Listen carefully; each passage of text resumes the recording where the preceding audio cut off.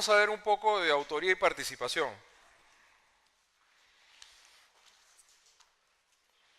Me parece que les mencioné un poco en el desarrollo ya anterior del break de que siempre estas falencias de que se producen en el ámbito de los operadores de justicia es, uno, por no saber tipificar bien el comportamiento dentro de una norma, y obviamente esa necesidad de precisar con toda corrección y rigurosidad el título de participación delictiva.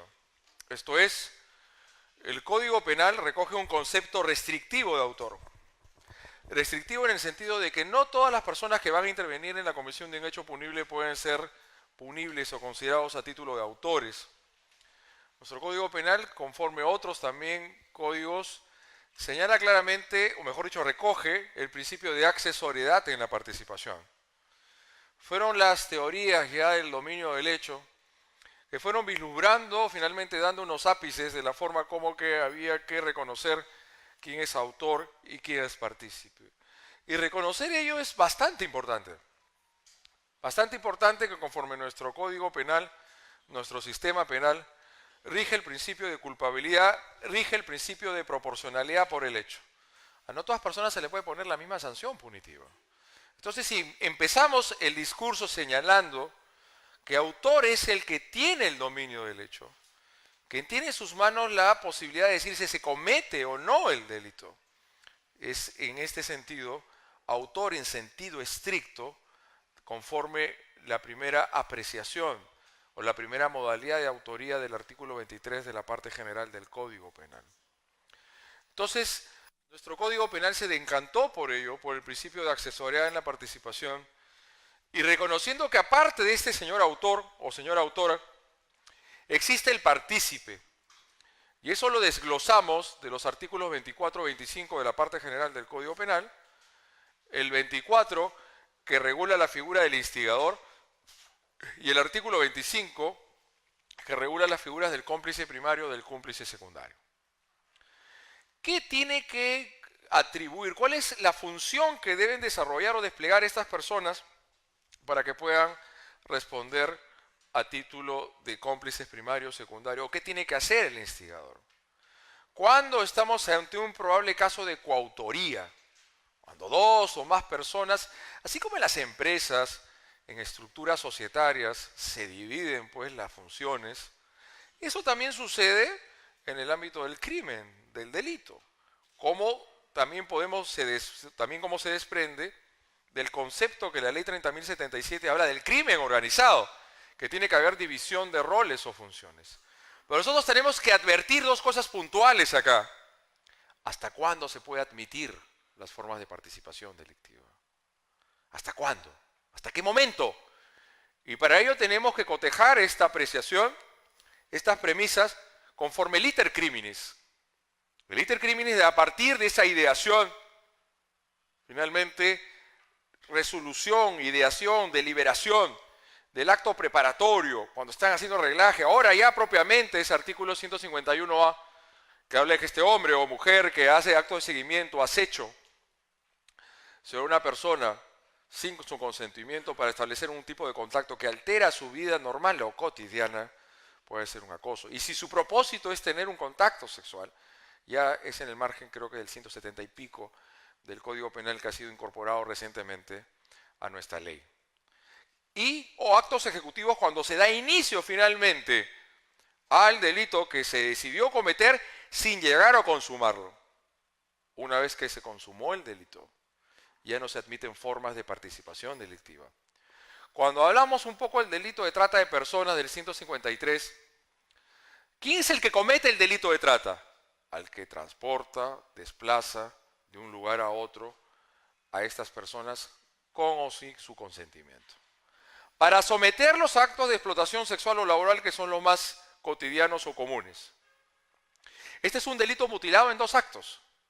Para la consumación basta del delito de trata del 153 que se haya desplazado dentro o fuera del territorio nacional bajo tales propósitos. Si son encontrados en una frontera, en un camión o un vehículo, mujeres, adolescentes, que se evidencia claramente que van a ser llevadas a ser prostituidas, que es, bueno, uno de los fines de la trata, estaremos ante una tentativa. Cuando ya lograron ser desplazados completamente, será un delito consumado. Pero cuando ingresan en una intervención policial y fiscal a prostíbulos, etcétera, donde encuentran a menores realizando actos de prostitución, ahí ¿qué delito está cometiendo? El delito de explotación sexual. O sea, es una secuencia a posteriori, lo que no entendían algunos. Y había un vacío en la ley penal, porque puede aparecer otra persona. Puede ser la misma persona que desplaza a las víctimas de un lugar a otro, dentro o fuera del territorio nacional, que luego las somete a actos de explotación sexual o laboral. Pero a veces puede ser la misma persona. El Código Penal o la ley penal se quedaba a media caña, si se quiere decir, porque ya en otras legislaciones ya habían tipificado los delitos de explotación. Y vuelvo a reiterar, es un delito mutilado en dos actos, que es lo que se requiere para la consumación de la trata: advertir ese traslado de estas personas de un lugar a otro, esta suerte de desplazamiento, y que el propósito de la gente para, ¿cómo se llama? Como dijimos en la mañana, ¿cómo se llama ese elemento? Subjetivo de naturaleza trascendente, para someterlos. Entonces son delitos distintos. Así como tenemos el delito de tráfico de influencias, el delito de tráfico de influencias supone aquel que oferta a otra persona a interceder contra un funcionario judicial administrativo a su favor. El primer acto es el pacto celeris, que se da entre el, como decía Carrara, el vindito de fumo, que es el vendedor de humos, y la otra parte de la negociación, de la transacción, es, ¿cómo se llama? El comprador de humos. Les decía a ustedes, quiero darle este ejemplo del tráfico de influencias, que tenemos acá el comprador de humos y el vendedor de humos. Ellos realizan una transacción. ¿Qué es lo que él le ofrece? Interceder a favor de este comprador, que puede ser un litigante, a un determinado juez. Acá tenemos el cohecho. Los delitos de tráfico de influencias, ¿qué significaba? La penalización de un acto preparatorio de un delito de ¿qué? De cohecho. Una vez que hay finalmente la intercesión entre estos dos, el acuerdo de voluntades, prestaciones recíprocas. Mientras que el comprador, el vendedor de humos, yo te voy a hacer interesar, este es mi pata, es mi brother, el juez que tiene esa demanda de alimentos, voy a decir para que salga a tu favor, la otra persona tiene que dar una prebenda, un dinero, una dádiva. Una vez que ya se produce el pacto celeris, el delito de tráfico de influencias ya se consumó. Para interceder ante este juez es el elemento subjetivo de naturaleza trascendente. Pero acá, ya que se pusieron de acuerdo en estos dos, ya el delito de tráfico de influencias se consumó. Si este de acá, comprador, vendedor de humos, intercede realmente a este juez, y más aún le da un dinero, $1000, pongamos, ya se da otro delito. ¿Cuál delito? Este de acá está en cohecho activo, genérico, y este juez que recibe el dinero, cohecho pasivo específico del 395. Ajá, entonces primero la intercesión en estos dos, con el mero acuerdo de voluntades, ya tenemos la consumación del delito de tráfico de influencias. El tráfico de influencias, vuelvo a reiterar, es la penalización de un acto preparatorio de un delito de cohecho. De cohecho. Tráfico de influencias, y luego lo veremos, es un delito común. Puede ser cometido por cualquiera. El cohecho, especial propio. Entonces, él es autor de tráfico de influencias y por el otro acto es autor de delito de cohecho activo. El juez sería autor de cohecho pasivo específico Y si resuelve contrario a derecho y prevaricato. Este de acá, el comprador de humos, cómplice primario o instigador de tráfico de influencias. Instigador si él lo busca, este de acá. Si el vendedor lo busca él es cómplice primario. Pero la Corte Suprema del acuerdo plenario ha dicho que no. Mire, lo que ha dicho la Corte Suprema es bien alucinante. No sé si lo puedo decir. Eso es lo que dice la Corte Suprema en el acuerdo plenario, creo que es de 2015 o 2016. No, 2015 creo que es. Dice así, ajá. Bueno, A es el vendedor de humos, B es el comprador de humos, y si aparece C,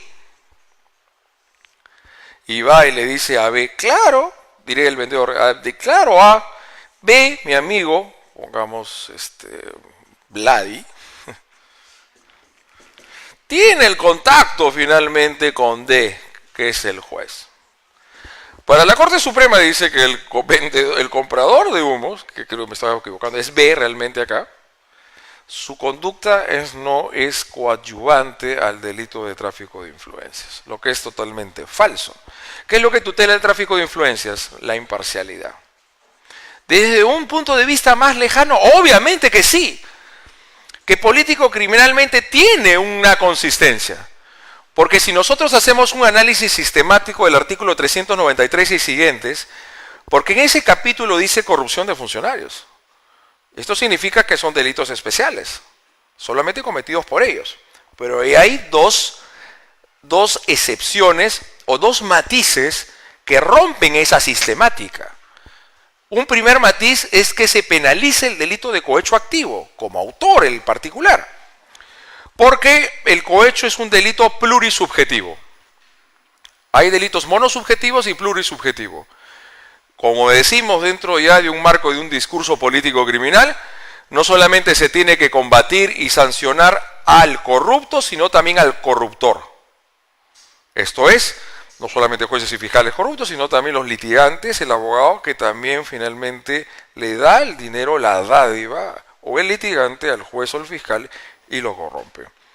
Cuando se habla de recibir, de la modalidad del cohecho propio o impropio pasivo, pues ambas partes van a responder. No solamente el funcionario público, sino también el particular que le entrega el dinero. Pero si solamente le solicita el dinero el policía a un ciudadano y él se niega a ello, es una modalidad monosubjetiva. Solicitar. O al revés, cuando el particular le solicita, le ofrece el dinero, aunque luego de las modificaciones del decreto legislativo 1351 hay cohechos activos y pasivos de la función policial. Las tipificaciones de especificar de que es policía, y después van a decir el que le da pues, finalmente un ministro, un alcalde, no todos son funcionarios, y bueno, los más graves supuestamente estarían en el 395. Pero en el 395, que es el cohecho pasivo específico, ¿quiénes no están? Los congresistas. Ni los ministros. Solamente jueces fiscales, miembros de tribunales administrativos y el perito, no sé qué, lo ponen a un mismo nivel. Dicho esto, entonces, encontramos dentro de mis garabatos cómo es la secuencia de algunos delitos. Que vimos que este caso, este comprador, bueno, lo que decía la Corte Suprema era que solamente el C, que le dice, sí, finalmente, A tiene el contacto para convencer a B, sería cómplice primario de tráfico de influencias. Este dice que no coadyuva en lo absoluto. ¿Cómo que no coadyuva en lo absoluto? Si él es el que le está dando el dinero, el que le está queriendo que finalmente se soborne a un juez. O en el caso de Luchetti, cuando estaba Montesinos, en aquel momento el delito de tráfico de influencias tenía una aplicabilidad casi nula. Casi nula. Entonces Luchetti tenía juicios judiciales administrativos con la Municipalidad de Lima del finado Andrade. Y se ve en ese audio cuando está Montesinos conversando con el Luchetti y le ofrece finalmente favorecerlos en sus casos judiciales administrativos. No importaba, no recuerdo exactamente qué es lo que le ofrecían a Montesinos, de que realmente Montesinos cumpla con interceder ante el empresario chileno. Los casos judiciales administrativos siempre salieron a favor de la Municipalidad de Lima. El tema está que el delito de tráfico de influencias, como el delito de colusión ilegal y algunos casos de cohecho, ¿cómo se les llama? Delitos de participación necesaria. Ajá.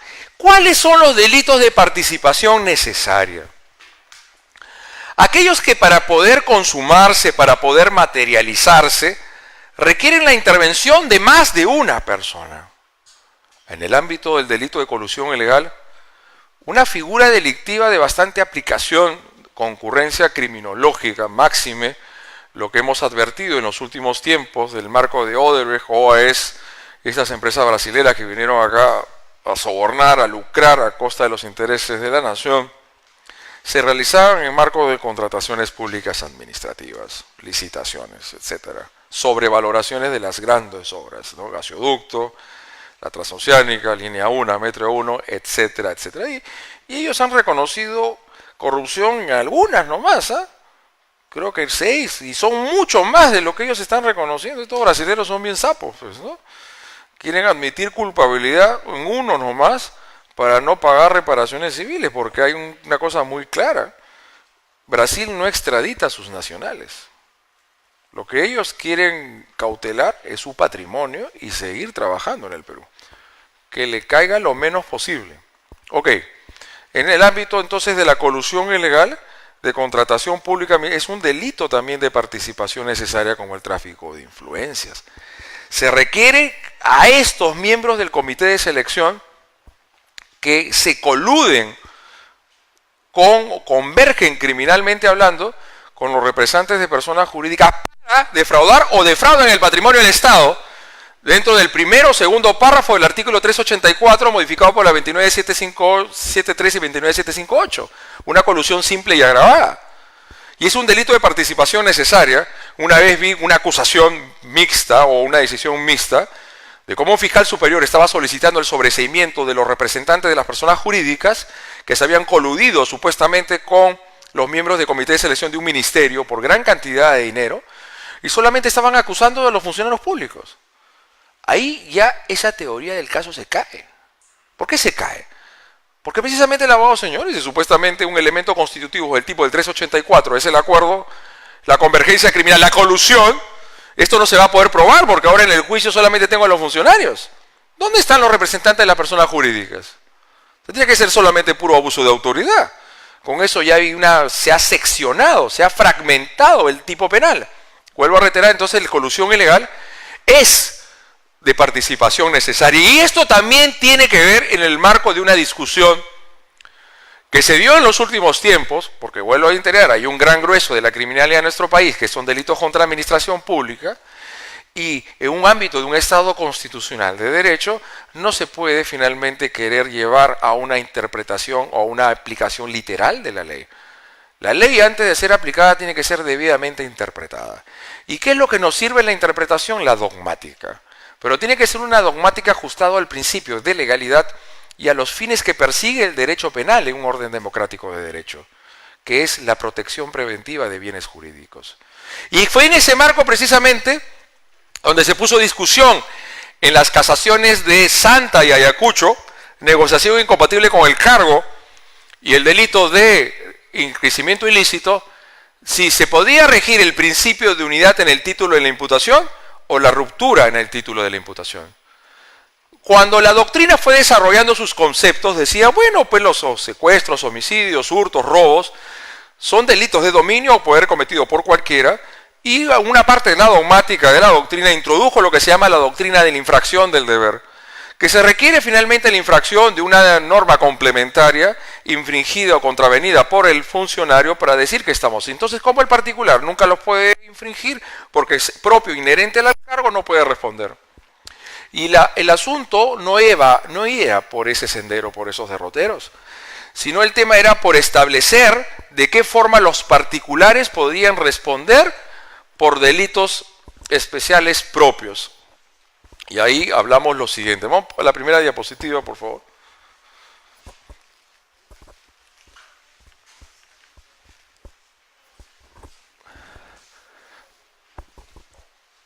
Que yo tengo el delito común, Y dentro de los delitos especiales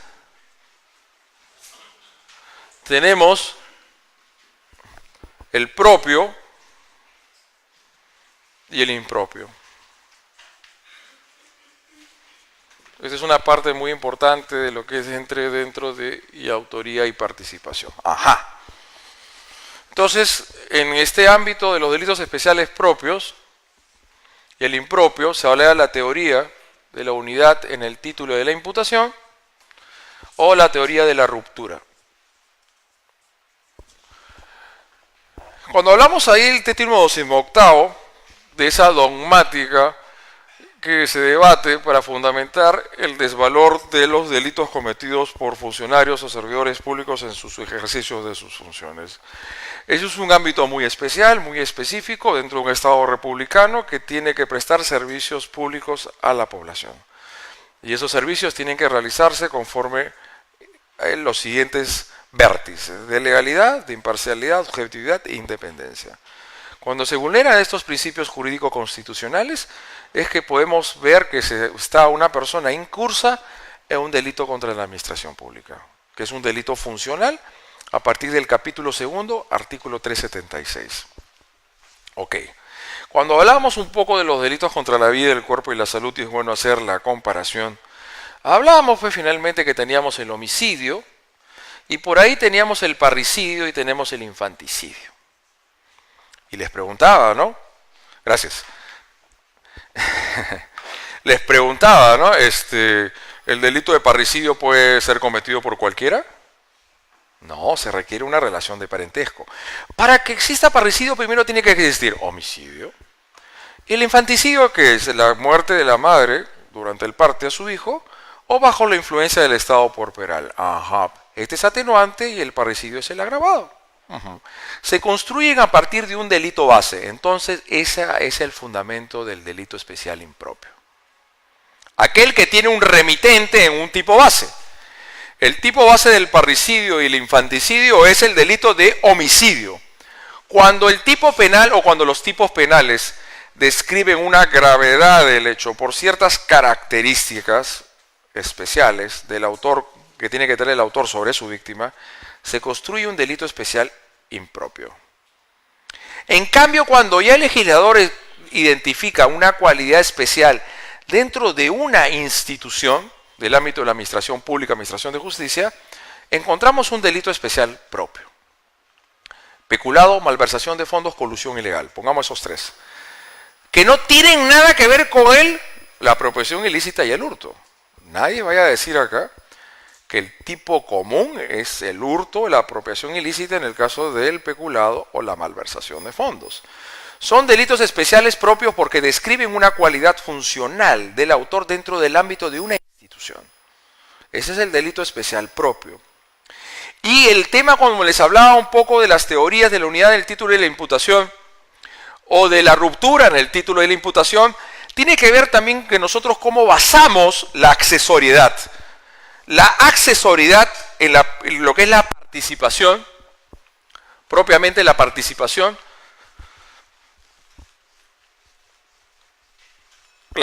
¿Quiénes eran los partícipes? ¿Quiénes eran los partícipes? El cómplice primario, el cómplice secundario y este de acá, el instigador. Hay tres elementos básicos que caracterizan la participación: accesoriedad, dependencia y complementariedad.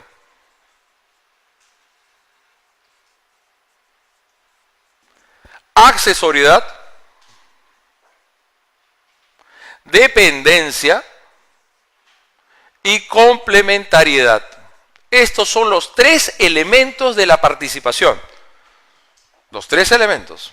Dicho esto, entonces, esa cualidad que se exige para ser el autor de parricidio tiene que tener una relación de parentesco con su víctima, ¿no? ¿Os queda claro? ¿Sí o no? Entonces, cuando decíamos que acá tengo a Ricardo, a Luis y Alex. Luis mata a su papá Alex con el arma de fuego que le prestó Ricardo. Luis, ¿es qué? Ya es un mal hijo, ¿no? Desgraciado. Es autor del delito de parricidio. Perfecto. Él, la persona que interviene en la comisión de un delito para ser autor, tiene que tener el dominio del hecho. Por lo general, para tener el dominio del hecho, se requiere intervenir ¿en qué etapa? Iter criminis. Preparatoria, ejecutiva, consumación. En la ejecutiva, por lo general, esta regla se quiebra en el crimen organizado, en las organizaciones delictivas.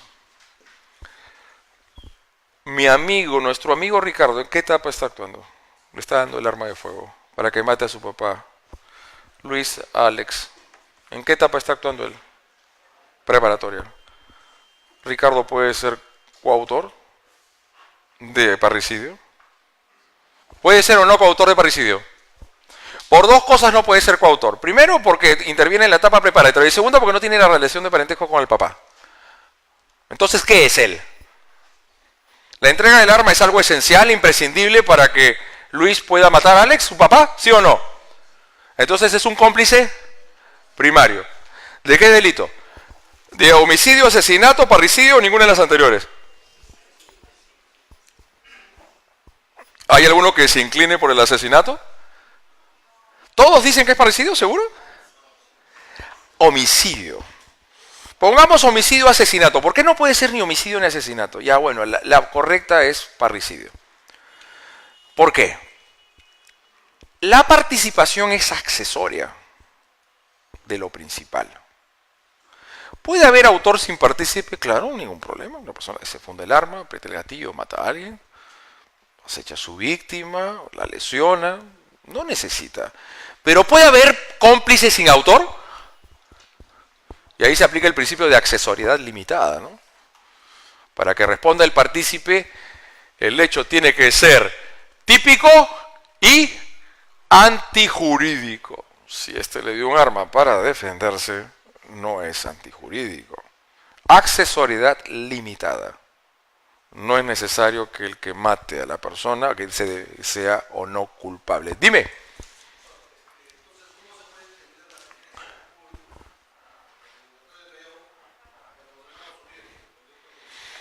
Ahí hay una incoherencia. No supe algo de ello, ¿no? Pero si ahí, ¿cómo puede haber colusión? Se absuelven a los representantes de la persona jurídica y solamente queda el funcionario. Cuando un elemento intrínseco del 384 es en la colusión, es el acuerdo que debe existir. Como señalé, cuando vi una acusación en tal sentido, era totalmente incoherente, porque estoy suprimiendo un elemento constitutivo del tipo. Otra cosa es que con respecto a los cómplices haya prescrito el delito. Esa es otra cosa.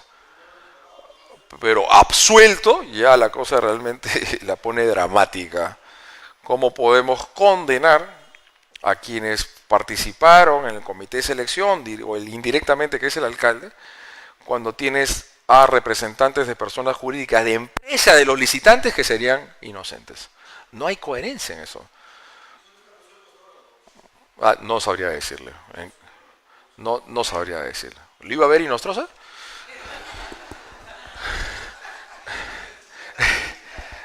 Ok, sí, dime.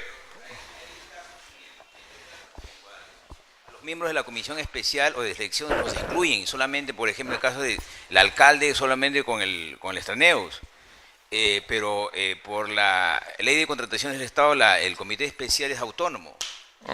Y hay casos en que se procesa al alcalde y se excluye a los del comité especial. Un poco difícil decir que ellos no puedan estar intervenidos. Mejor dicho, que no intervengan y que no tengan grado de responsabilidad penal. La 29758, que modificó finalmente el delito de colusión ilegal, introdujo el que directa e indirectamente conduce o dirige un proceso de contratación pública. Pero la autonomía que les da la ley de contratación del Estado no le excluye al alcalde, porque no puede intervenir ni directa ni indirectamente, porque son autónomos. Pero claro, no interviene legalmente, pero por debajo, por la sombra, por debajo del escritorio, está ya direccionando el asunto, pues. Como tiene un grado de afinidad, a un grado de finalmente amicalidad, de la forma como señalmente se hayan presentado esta empresa, recién la han constituido con poco capital social, qué sé yo. Hay varios indicios que puede ser. Como ha dicho la Corte Suprema, la acreditación de la punibilidad del delito de colusión ilegal va a ser siempre sobre prueba indiciaria. No va a haber nunca, muy difícil, prueba directa.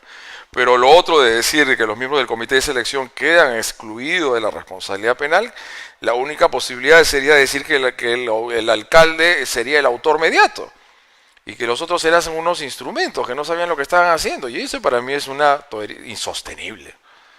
De que quienes están dirigiendo ese proceso de contratación pública no sepan lo que están haciendo, que están siendo manejados, instrumentalizados, es la única forma, pero yo no lo admito dentro de los hechos, que puede haber una autoría mediata del alcalde a los miembros del comité de selección en un ámbito de colusión ilegal.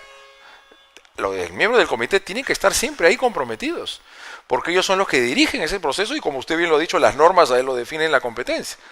Lo otro es un alcalde que legalmente no tiene intervención, pero fácticamente lo tiene, pues como se dice en el ámbito del derecho penal económico, existe el administrador de derecho y el administrador de derecho. El hombre de atrás o la mujer de atrás que no tiene finalmente propiamente una organización dentro de la estructura societal, pero que tiene un grado de injerencia dentro de la empresa. El artículo 27 de la parte general del Código Penal, que habla de lo que se llama ¿cómo se llama esta fórmula?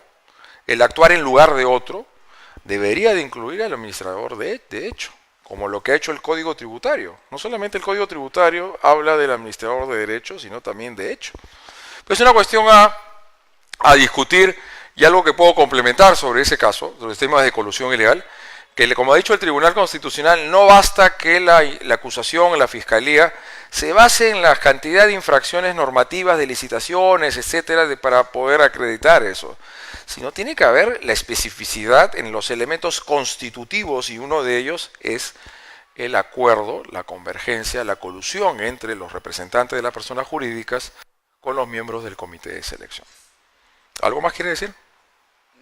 No, está bien, me aclaró el tema. No, claro, pero vuelvo a reiterar. Lo que pasa es que... por favor. Yo tengo un caso allá, pues, del lugar donde vengo. ¿Ya? Y ahí está incluido solamente el alcalde y todos los miembros de la comisión. Pero ¿cuál es el argumento para no incluir a los miembros del comité? Hasta ahora les estoy ya argumentando y ellos siguen con el proceso. Y es así. ¿No? Les han excluido a todos los miembros de la comisión especial. ¿Y solamente han dejado al alcalde? Al alcalde, solamente al alcalde y al contratista, nada más. Yo no entiendo la lógica, el razonamiento. Bueno, estamos en el Perú, pues. Como dijo el Tribunal Constitucional, cuando el Ministerio Público, el Fiscal de la Nación en el año 2011, presentó una acción de inconstitucionalidad, la 29703, porque la 29703 lo que hizo fue, no, para que haya delito de colusión ilegal consumada, tiene que haber una afectación al patrimonio público. El Tribunal Constitucional señaló, ¿cuál es lo que se protege el delito de colusión ilegal? ¿El patrimonio público? No. La imparcialidad, la objetividad de los funcionarios que dirigen un proceso de contratación pública administrativo y la leal competencia entre los proveedores. Y esos principios pueden verse afectados, exista o no afectación al patrimonio del Estado. La Casación Piura ha señalado y ha definido el ámbito de interpretación. Primero, que tiene que haber una pericia contable para poder acreditar la colusión agravada. Segundo, de que cuando no existe afectación patrimonial será el tipo base. Y si no encontraron ni siquiera un ámbito de ejecución, cuando ya estaban por finiquitar finalmente el contrato, los actos preparatorios es negociación incompatible con el cargo. Pero la gran diferencia entre negociación incompatible con el cargo con el delito de colusión ilegal es que el colusión ilegal es participación necesaria. Negociación incompatible con el cargo no lo es. Y no puede haber concurso de delitos entre esos dos. Porque la colusión ilegal viene a absorber, a consumir la negociación incompatible, que es un direccionamiento, es superponer intereses particulares sobre los estrictamente generales que tiene que cautelar el funcionario público en ejercicio de sus funciones.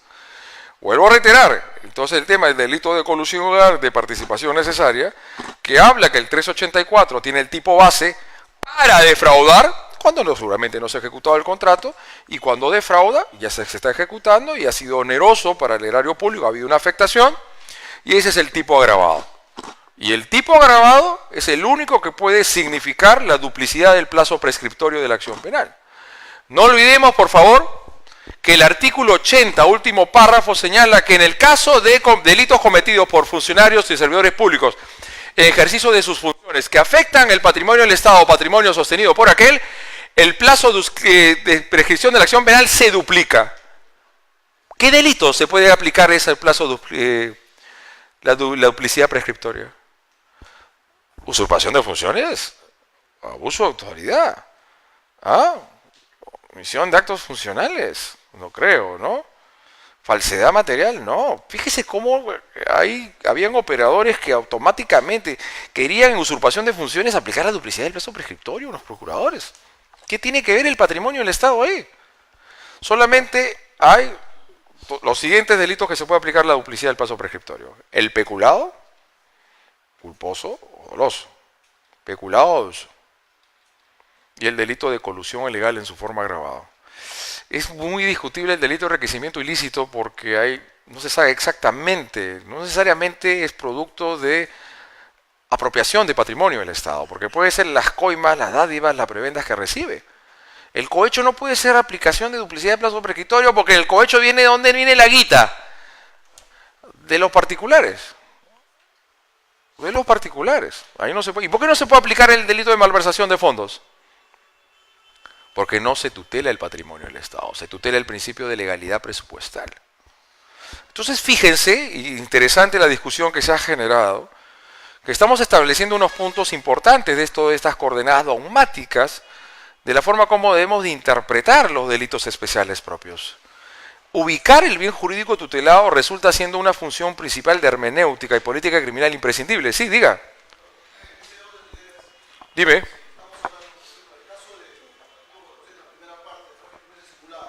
El tráfico de simuladas, ¿cómo establecemos o cómo identificamos si en simuladas no hay ni siquiera indicios? Sí. Para mí las simuladas es una tentativa inidónea, es un delito imposible. No hay posibilidad de poder poner en riesgo la imparcialidad de la administración, de quienes ejercen algún tipo de función pública, con una persona que nunca se va a poder llegar a influenciar. La doctrina, tiempo atrás, había señalado que no debería finalmente tomarse en cuenta las influencias simuladas. La Corte Suprema en este acuerdo plenario señala que sí, y tomando un criterio realmente desacertado, señalando que lo que se tutela finalmente el tráfico de influencias simuladas es la integridad, la honorabilidad de la administración. Ese es un contenido etéreo.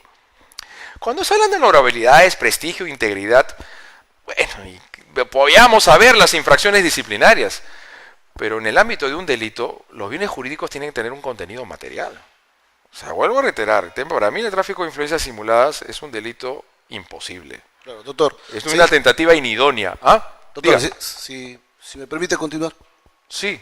Doctor, dice, por ejemplo, ahora con la imagen que tiene el Poder Judicial, dice que el tráfico de influencias protege, el bien jurídico protegido es el buen nombre de la administración. No, está mal eso, pues. Ahora, si así no se da, los abogados estaremos pasibles inclusive hasta de cobrar a nuestros propios clientes. ¿Por qué? ¿Por qué? Porque de repente decimos, el caso está bien, y pueden decir, me ha pedido plata. Pueden alegar los litigantes, decir, no, me ha pedido plata para darle al juez.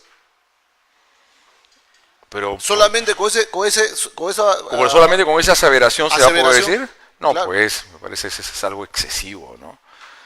Toda prueba requiere la prueba es un elemento objetivo que da una información. Y todo tiene que estar, como es ahora muy de moda decir, debidamente corroborado. O sea, que porque diga a su cliente que le pidió plata a usted para ir donde el juez, eso es la imputación. Bueno, se puede dar, ¿no? Sí, bueno, acá se puede dar muchas cosas, mi estimado amigo, ¿no? Pero toda denuncia tiene que estar debidamente sustentada, ¿no? Por favor. Y bueno, ustedes en todo caso, como abogados, tengan cuidado con a quién defienden, pues, ¿no? ¿Qué les puedo decir, no? ¿Qué les puedo decir? Pero claro, al margen de poder reconocer de que dentro de esta situación que vive el Perú, hay el funcionario corrupto y está el otro que es el agente corruptor. Creo que acá...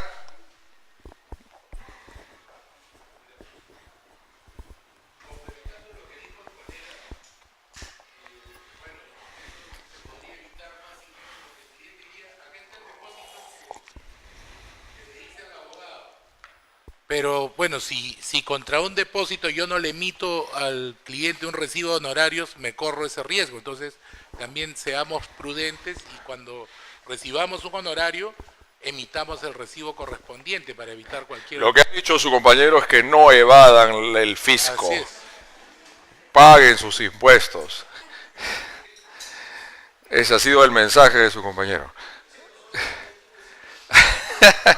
Bueno. Ok, seguimos por favor. No sé si les parece si después mejor dejamos las preguntas porque como que cortamos un poco el speech, el argumento. Y dejamos mejor, si quieren, 20 minutos, al fin, un poquito más para allá. Ustedes escriban sus preguntas, cosas que se acuerdan. A menos que sea algo muy puntual que me quieran preguntar en ese momento, ¿no? Cuando les hablaba entonces de este caso, decíamos que este señor tiene que ser cómplice primario de parricidio. ¿Por qué? ¿Por qué? Porque la participación es accesoria. Y otro punto esencial, básico. Las cualidades que habla el tipo penal para que se pueda cometer, por ejemplo, el parricidio, el infanticidio, o un peculado, malversación de fondos, o colusión ilegal o enriquecimiento ilícito, solamente tienen que ver con el autor del delito. Eso tiene que quedarle clarísimo. Pues amigo, ¿cómo le vas a poder imputar responsabilidad penal a Ricardo si él no tiene una pizca de parentesco con Alex? Mi estimado amigo, el único que tiene que cumplir con esa característica es este de acá, Luis. ¿Qué quiere decir?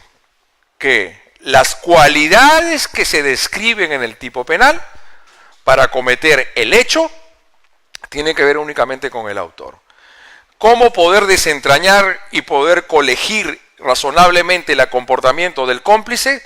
De acuerdo a una interpretación sistemática entre el tipo penal en particular con la parte general. ¿Es que acaso, dice el artículo 107, será reprimido como cómplice el que le entrega el arma a alguien? No. Vuelvo a reiterar, los tipos penales describen un comportamiento por acción o omisión estrictamente atribuible al autor, el que tiene el dominio del hecho. Él, nuestro amigo de acá, Ricardo, no puede ser cómplice primario de un asesinato. Por la sencilla razón que no hay autor de asesinato. ¿Puede haber autor sin cómplice? Claro que sí. Que no puede haber cómplice sin autor. Accesoriedad en la participación. Dependencia y complementariedad. Vuelvo a reiterar entonces. Las cualidades específicas que dice el tipo penal tienen que ver únicamente con el autor, con el que tiene el dominio del hecho. Pero si supongamos, y ahí viene el problema, dentro del marco que nosotros queremos hablar de acá, de unidad en el título de la imputación, ¿todos aquellos que intervienen en un hecho tienen que responder por el mismo delito o no? Entonces Montesinos se sentaba en salita del CIN y los problemas que suceden con el antejuicio constitucional, ¿no? Ya vemos a qué se sirve pues en este país, ¿no? Él se sentaba en su salita, él era un perceptor de facto, ¿no? Porque propiamente sus funciones como asesor 2 del Sistema de Inteligencia Nacional no le daba la facultad de percibir dinero alguno. Entonces venían sus amigos, broadcaster, algunos congresistas o que querían ser congresistas y se llevaban dinero, ¿no? Estas personas que recibieran dinero, algunos de ellos tenían la prerrogativa del antejuicio constitucional. Entonces el Congreso, que ya sabemos, ese antejuicio constitucional, que es una cuestión de un requisito de procedibilidad, una cuestión de prejudicialidad, no se presta para componendas políticas y para desastrosas imputaciones. ¿Por qué lo digo? Porque mientras Montesinos estaba siendo procesado como autor del delito de peculado doloso, algunos de estos señores o señoras que se sentaron con Montesinos y recibieron dinero, les tipificaron el delito de receptación como autores. Quiebre de la imputación. ¿Cómo va a haber dos autores de delitos distintos por un mismo hecho? Porque estas personas que recibían el dinero por parte de Montesinos y permitían la sustracción definitiva de los caudales del Estado fuera de la esfera de la administración, tenían que ser cómplices primarios de peculado.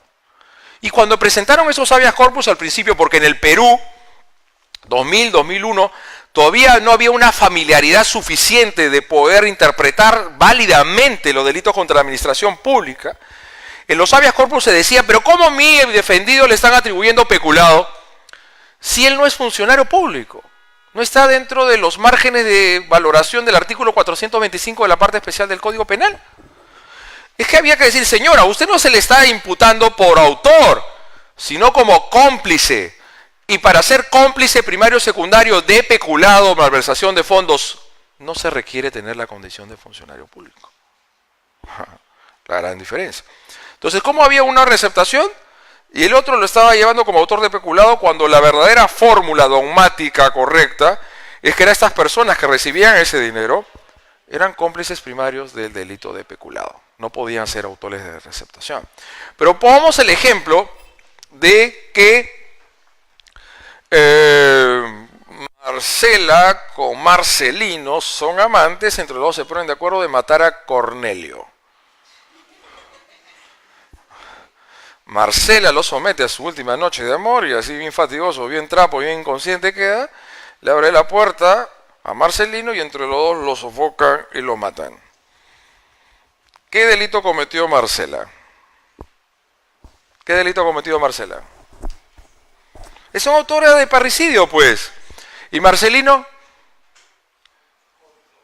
¿Coautor de parricidio? No puede ser coautor de parricidio. ¿Qué delito comete Marcelino? Lastimosamente, asesinato. Ahí se quiebra la unidad en el título de la imputación. Solamente 2 delitos en el Perú quiebran la unidad en el título de la imputación. Infanticidio y parricidio. El papá que ayuda finalmente a matar al hijo recién nacido y la mujer está bajo la influencia del estado porperal. ¿Los hombres pueden tener estado porperal? ¿Habrá otro síndrome o no?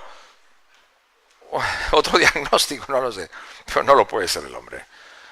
Y el hombre que finalmente entre los dos matan al niño y ella está psicológicamente perturbada, yo no estoy de acuerdo con ese delito, pero bueno, y es atenuado, atenuado. Él no puede finalmente ser coautor de infanticidio, de ninguna manera. Y es una locura, porque mientras que ella le dan el homicidio atenuado de autora de infanticidio, él, ¿por qué responde? Autor de parricidio. Él responde como autor de parricidio. Esos 2 delitos quiebran la unidad del título de la imputación que se pudieran haber resuelto. ¿Por qué lo digo resuelto? Porque en otras legislaciones, ustedes saben qué tenemos en el artículo 46 de la parte general del Código Penal. No puede ser con el micrófono porque me...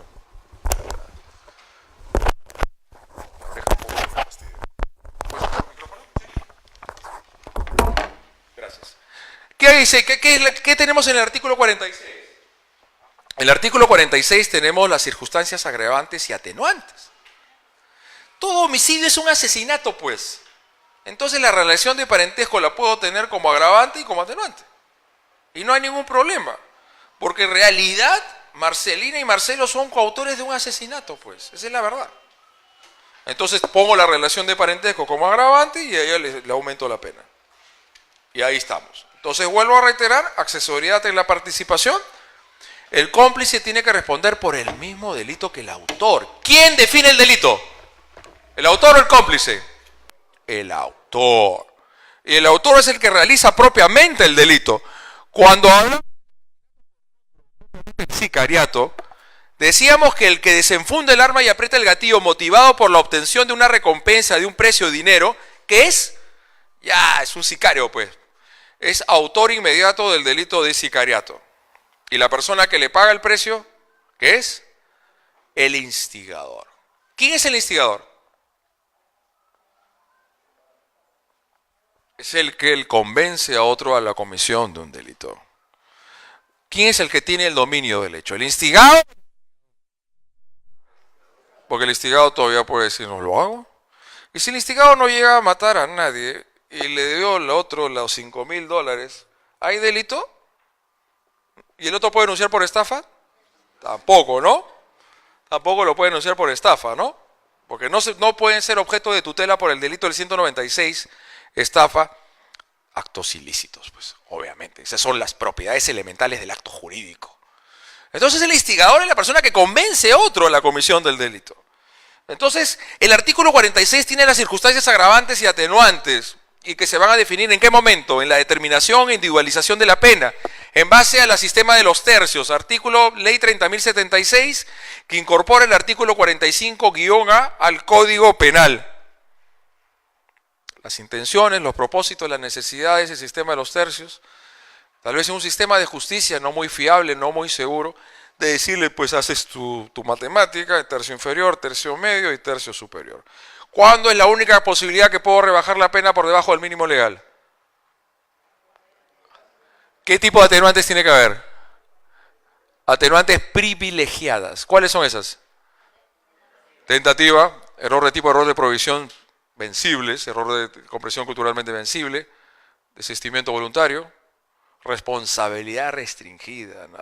No sé si hablamos, ustedes tuvieron un curso que también tuvimos por acá, del artículo 22, de los de mayores de 18 a los 21, de 65 para arriba, que ha habido toda una suerte de restricción, de un lineamiento político o criminal, de aquellos que cometen sicariato, feminicidio, tráfico ilícito de drogas, violación sexual, no se puede aplicar la restricción. Para ir resumidamente en esta institución, ¿cuál es la base de la responsabilidad restringida? Uno de los fundamentos básicos y esenciales que hemos dado en el desarrollo en la mañana de esta exposición es la diferencia entre el injusto y la culpabilidad. El injusto es únicamente la acción o la omisión típica y penalmente antijurídica. La culpabilidad es el reproche que recae sobre una persona por haber cometido ese delito. Una culpabilidad que tiene dos variantes, ontológica y normativa. Normativa, la posibilidad de no haberse motivado normativamente conforme lo que la norma esperaba, y ontológica conforme la estructura sociológica, cultural, ideológica de la persona. Nunca podemos renunciar a un concepto ontológico de culpabilidad, más allá de una sociedad como la nuestra, tan diferenciada o estratificada. ¿Ok? Entonces, era injusto, en la opción omisión típica y penalmente antijurídica, es que se ha basado en las restricciones. La base de la responsabilidad restringida es una persona que tal vez no ha madurado lo suficiente, o mayor de 65 que va perdiendo sus facultades, supuestamente, ¿no? Ciertas facultades psicocognitivas, entonces tiene una culpabilidad disminuida. Entonces, ¿cómo es? Va a ser, es irrazonable, como dice la Corte Suprema en un acuerdo plenario, que se quiera pretender restringir la responsabilidad restringida sobre el fundamento del disvalor del hecho, cuando el fundamento de la responsabilidad restringida es la culpabilidad. O sea, no interesa si fue violación, secuestro, extorsión, violación. Lo importante es tener a una persona con esas características que podría hacerse una suerte de rigurosidad de que el juez vaya a valorar realmente con las pericias necesarias si realmente estábamos ante un sujeto de una culpabilidad disminuida. De ahí que la Corte Suprema en este acuerdo plenario ha señalado que estas restricciones por motivo del delito cometido por la naturaleza del injusto son inconstitucionales. Violan el principio de igualdad y son irrazonables, porque no tienen una justificación válida. Lo irrazonable es lo que no tiene un argumento o una fundamentación válida. Dicho eso, la Corte Suprema, que es inconstitucional las restricciones de la responsabilidad restringida del artículo 22 de la parte general del Código Penal. Entonces, en el ámbito de la pena, y hablamos, nuevamente retomamos lo que es autoría y participación, y les decía dos premisas básicas. Una de ellas era que las cualidades que exige el tipo penal para cometer ese hecho, acción o omisión, solamente ¿a quién hay que exigirle? ¿A quién? Solo al autor. Y la segunda premisa, no sé si la llegué a decir en su momento, solo se admiten formas de participación delictiva hasta antes de la consumación del delito. Una vez que se consumó el delito, ya no se admiten formas de participación.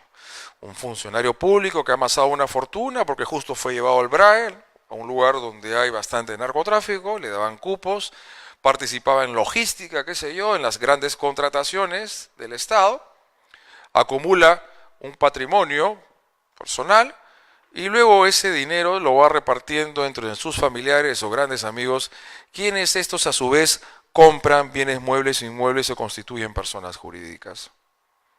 Estas personas que reciben este dinero de sus amigos o parientes del funcionario público, ¿responde por el delito de enriquecimiento ilícito o por un delito autónomo? ¿Cuándo se consume enriquecimiento ilícito? Una vez que llega un periodo de ejercicio económico, el funcionario, el intraneus cualificado, ha logrado incrementar su patrimonio de forma significativa. No es un delito permanente. Si nuevamente vuelve a reiterar ese crecimiento patrimonial ostensible, podríamos decir un delito continuado. Pues, ¿cuál es la diferencia entre el delito continuado y el delito permanente? No me digan que es lo mismo, ¿no? Tiene que haber una diferencia. El delito permanente es que los efectos, la prolongación antijurídica de las consecuencias lesivas se mantienen en el tiempo por obra y gracia del autor. Sigue finalmente secuestrada la persona, el rehén sigue privada de su libertad. Recién cuando recupera su libertad se inicia el plazo prescriptorio. La usurpación por despojo, mientras que lo mantienen despojado al posesionario legítimo, porque ustedes saben muy bien que el delito de usurpación puede ser cometido por el propietario, ¿no? ¿Sí o no? Porque lo que se protege en la usurpación es la posesión, no la propiedad. Los delitos que protegen la propiedad es el robo y el hurto, no el delito de usurpación. Entonces, si el delito continuado es una persona, ese es el cajero del banco, y dice, pucha, voy a llevarme unos 5.000, y fraccionadamente en varios días se va apropiando 1.000, ¿no? O sea, que fraccionan bajo una unidad de resolución criminal, bajo una modalidad delictiva parecida. Tiene que haber una modalidad delictiva parecida, idéntica o similar, que se renueva o reitera en base a un solo plan criminal. Unidad de resolución criminal. Dice, hechos similares o parecidos que se repiten o reiteran en el tiempo por parte del agente infractor. Eso dice el artículo 49 del delito continuado. Y dice que se excluye el delito continuado, porque el delito continuado en realidad es un concurso real de delitos. Es una ficción jurídica. Si el otro es ficción, el otro es mucho más ficción. En el sentido, porque cuando sostuvimos horas atrás, que era cuando estamos ante un concurso real de delitos, una persona que comete varios delitos en tiempos y espacios distintos. Lo que ha hecho el legislador en el 49 es una suerte de ficción dice pues que ha querido cometer el mismo delito o varios delitos en forma distinta en el tiempo en base a una unidad de resolución criminal. Cuando varias violaciones de la misma ley penal o de la igual o semejante naturaleza hubieran sido cometidas en el momento de la acción o en momentos diversos, con actos ejecutivos de la misma resolución criminal, claro. Si primero apropió bienes con destreza y luego lo hace con violencia, Nancy que Berta, ahí no pueden aplicar delito continuado. Se sancionarán con la pena correspondiente al más grave. Si con dichas violaciones el agente hubiera perjudicado a una pluralidad de personas, la pena será aumentada. Delito masa, acuérdense de quién, de acá, de Clay, pues. ¿Cómo se llamaba, Enrique? Y había Refisa también, esas instituciones crediticias, financieras, que actuaban al margen del mercado formal, no tenían autorización de la SBS, recogían, captaban dinero del público, mucha gente atracó porque les daban grandes intereses, era una suerte de pirámide, como uno entraba le daban al otro, hasta que ya pues iba a colapsar el sistema. Ese es el delito masa, el delincuente económico. El delito continuado, vuelvo a reiterar, es una suerte de valoración de las fracciones de unidades de conductas de un ser humano que valorado de forma independiente constituye un delito. Bueno, pero vuelvo a reiterar, el enriquecimiento ilícito no es un delito permanente. Quienes entonces intervienen luego y reciben el dinero y compran bienes muebles e inmuebles, ¿por qué delito deben responder? Por lavado de activos. Decreto legislativo 1106 con sus modificaciones consecuentes, siempre y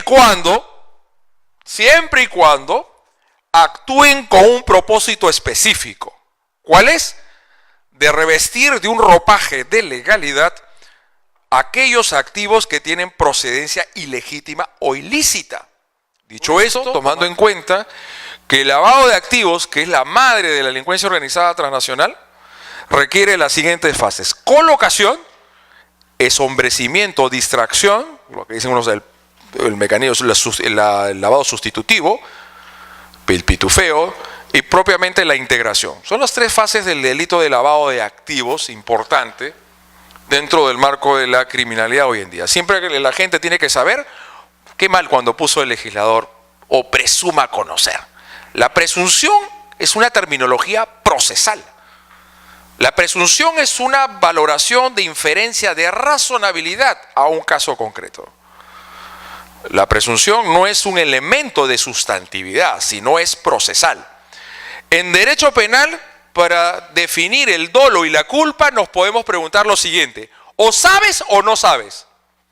El que sabe lo que hacía perfectamente, que estaba actuando bajo el riesgo no permitido, está actuando con dolo. Y el que no sabe actúa con culpa.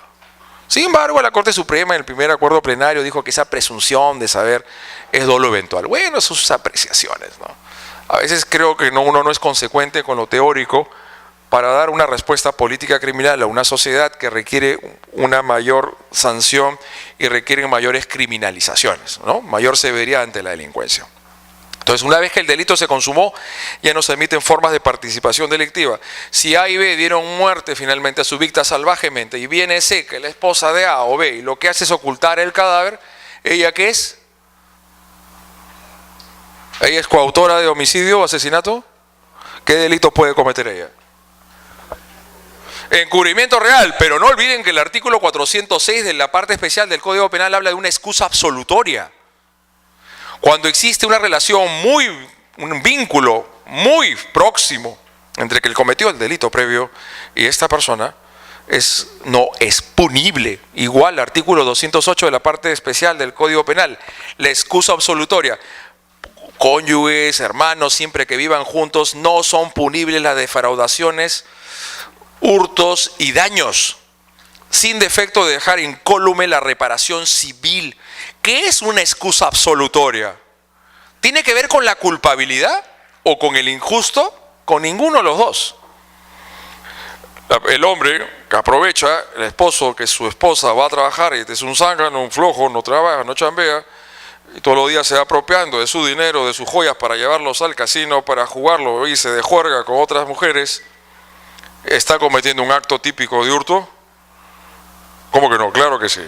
¿Es antijurídico? Claro, que acaso ilegítima defensa, estado de necesidad justificante.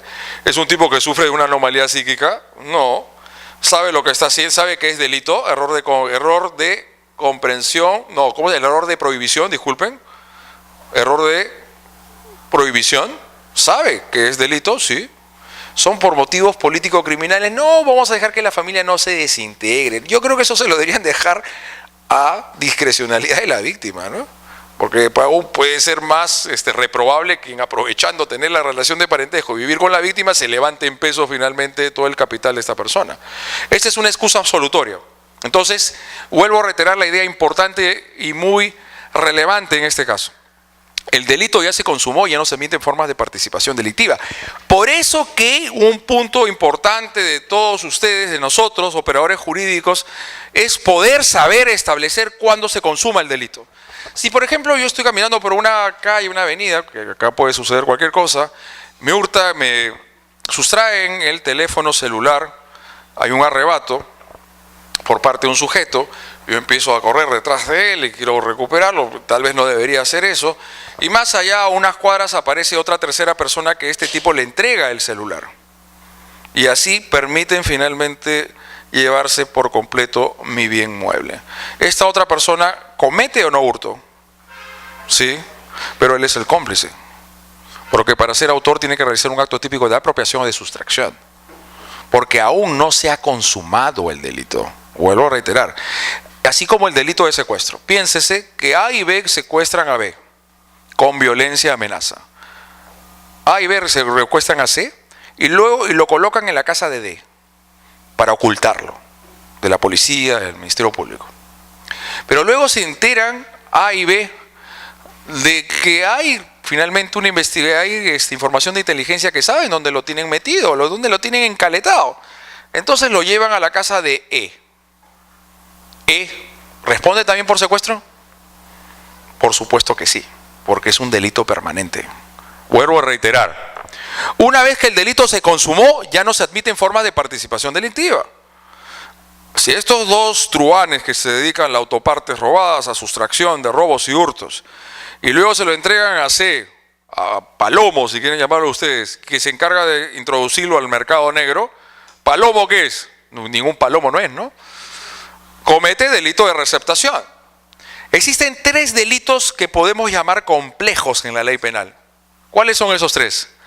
Receptación, lavado de activos y encubrimiento. ¿Qué tienen en común esos 3? No me digan que son delitos, ¿no? Que provienen de un delito previo. Delito previo. Para que exista receptación, antes tiene que haber producido delito de hurto o robo. Pero claro que hay un entrecruzamiento, una intersección, a veces no muy fácil de identificar entre la receptación y el lavado de activos. Yo prefiero decir que el lavado de activos requiere actos más sofisticados, complejos, actos comerciales, bancarios, financieros. Los otros solamente es directamente ingresarlo al mercado negro, la receptación. El delito de encubrimiento, de poner a buen recaudo los objetos, las evidencias de la comisión de un delito. Ocultarlos. La gran diferencia entre unos y otros es que en el delito de receptación no puede ser autor del hurto y el robo. Aquel que se apropió de los autopartes, de los vehículos, de motos, y directamente lo vende a otra persona, ¿se le puede dar por los dos? ¿Por hurto y por robo? ¿O diré por receptación? No. El receptador tiene que ser una persona distinta que el comete el delito previo. Esa es una regla importantísima. Igual el encubridor. Fíjese lo que sucede. Una persona, dentro de ese estado de inseguridad ciudadana, el encubridor propiamente no lo tenemos en la parte general. Lo tenemos solamente en lo que es el encubrimiento real y personal. Una persona que estamos en este estado de inseguridad ciudadana, que le dijeron bandán, creo, este pata, porque a su novia creo que le querían asaltar, le sacaron armas de fuego, este pata también tenía y se los quemó a 1 o a 2. Entonces, fíjense lo que hicieron. Lo denunciaron con el modelo antiguo, por asesinato, homicidio, no valoraron bien la legítima defensa y de pasadita le imputaron el delito de encubrimiento real. Esto es, aquel que asesina a su víctima y luego tira el cadáver al mar, ¿le podemos denunciar por el delito de asesinato y por encubrimiento? No, el encubrimiento tiene que ser por una persona distinta al que cometió el delito. El autoencubrimiento no es punible. No es punible, por favor, nunca lo olviden. A la persona que cometió el delito, oculta el arma de fuego, oculta el cadáver, cualquier vestigio, elemento que pueda relacionarlo con el delito, no se le puede imputar el delito de encubrimiento. El encubrimiento tiene que ser atribuido a una persona distinta. Pero en el caso del lavado de activos, ahí estamos ante una situación distinta. Al margen de su autonomía que se ha estado predicando durante tiempo atrás, forma parte de las convenciones y tratados internacionales, la Convención de Palermo, Convención de las Naciones Unidas contra la Delincuencia Organizada Transnacional. Aparte de predicarse esa autonomía, también se fue siguiendo los derroteros de una política criminal internacional dirigido a la penalización del autolavado. ¿Qué es el autolavado? El que lava su carro los domingos. No, aquel que participó en el delito previo, pongamos en proxenetismo, trata de personas, corrupción que puede haber habido ahora. Primero recibieron los contubernios, hubieron las convergencias criminales con las empresas brasileiras y hubo finalmente las coimas, las propinas en portugués, no pidan propina cuando vayan a Brasil porque los meten adentro, porque propina es coima. Y luego de eso, a través de testaferros en las empresas offshore, empresas de fachada, colocan el dinero en la banca europea. Suiza, Liechtenstein, Luxemburgo, Panamá, Andorra, paraísos fiscales. Ahí sí puede haber finalmente que la misma persona que cometió el delito previo también pueda ser responsable por el delito de lavado de activos. ¿Cuál es el sustento? Vulneran bienes jurídicos distintos. Cuando cometió el tráfico ilícito de drogas, salud pública. Cuando cometió el delito de trata, la dignidad de las personas. Cuando cometió el cohecho, la corrupción, la imparcialidad y la objetividad de la función pública. ¿Y qué es lo que tutela el lavado de activos? La transparencia del mercado, algunos hablan del orden socioeconómico. Bienes jurídicos totalmente distintos. El autolavado, por tanto, por consiguiente, es plenamente legítimo. Esto es, de que el que cometió el delito previo, corrupción, cohecho, tráfico, extorsión, trata de personas, proxenetismo, pueda ser a su vez autor del delito de lavado de activos. ¿Concurso real, ideal o continuado? ¿Se puede hacer las dos cosas a la vez? Será concurso real de delitos. Concurso real de delitos. Interesante, ¿no? Porque ese es un marco dentro de la criminalidad hoy en día en nuestras sociedades. Y el lavado de activos forma esa expresión de realmente de lo que sucede. Porque las grandes ganancias económicas que producen, ya no solamente el tráfico ilícito de drogas. Hoy en día hay una actividad en el Perú que se ha constituido en una actividad económica delictiva emergente. ¿Cuál es? La minería ilegal. Y al costado de la minería ilegal está la trata de personas, tráfico de armas, corrupción. Todas estas actividades delictivas generan ganancias económicas. Y las ganancias económicas no lo van a poner debajo del colchón, pues. No van a dejar, o como hacían Al Pacino, que llevaba todas las bolsas de dinero, las llevaba a un banco. Yo creo que son idiotas que poner un banco acá del Perú, ¿no? Lo sacan en bancas de otros lugares a través de las transacciones de empresas de fachada. Por eso que se requiere la ruta del dinero. Entonces, ahí es donde toma lugar el delito de lavado de activos. Entonces, es un referente actual de una descripción criminológica donde todas estas fuentes ilícitas van a dar siempre lugar al delito de lavado de activos. Eso sí. Y sí, esto al margen de la forma como tiene que acreditarse por parte del Ministerio Público el delito de lavado de activos. Ok, entonces regresamos un poco a lo que tenemos acá. El texto penal identifica una actuación humana que puede ser cometido por cualquiera. Cualquiera puede cometer un homicidio, lesiones. Bueno, el hurto, ¿quién no lo puede cometer? El propietario. Dice aquel que se sustrae o apropia de un bien total, disculpe que le estoy dando la espalda, o parcialmente ajeno. El propietario no puede. Pues, si el propietario sustrae un reloj que justamente le prestó a otra persona de propia mano, será un hurto impropio. Y si ejerce violencia o amenaza, pues será coacciones, algún tipo de lesiones y genera una afectación a la integridad corporal de alguien. La propia organización política y jurídica configura un ámbito específico de la administración pública. Funcionarios y servidores públicos, solo aquellos que están en posibilidad de quebrantar los deberes públicos inherentes al cargo. ¿No? Entonces, estos son delitos comunes, delitos especiales, propios. ¿Por qué propios? Porque se configuran, se crean o se instituyen en un ámbito específico de una organización, de una institución. La administración pública, la administración de justicia.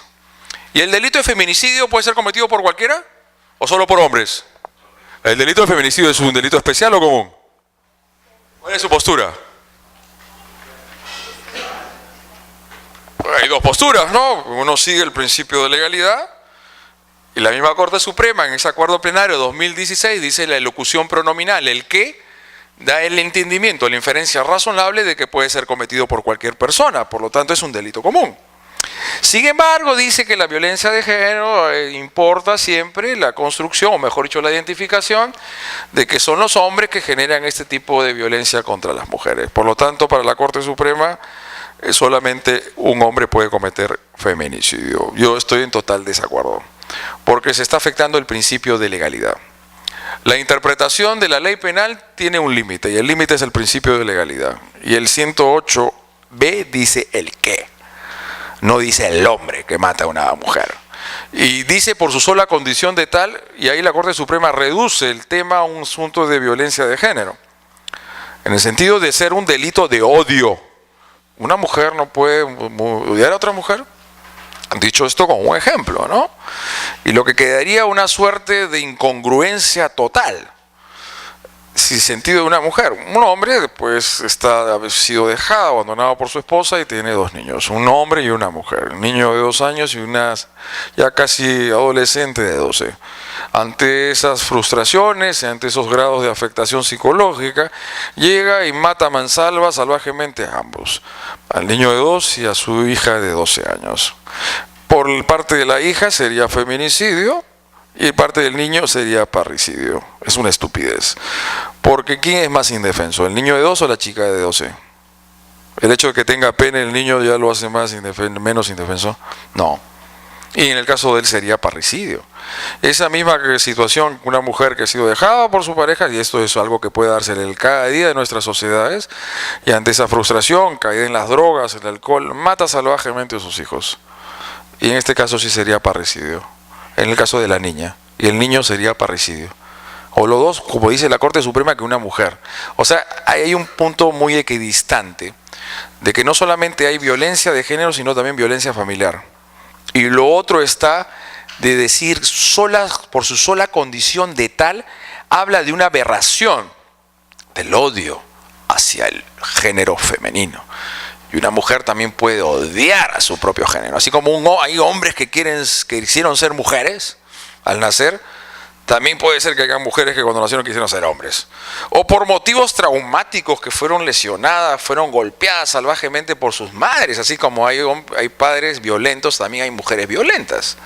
Se ha visto, no sé si era en Cusco, que una madre sometía a actos sexuales a sus hijas, ¿eh?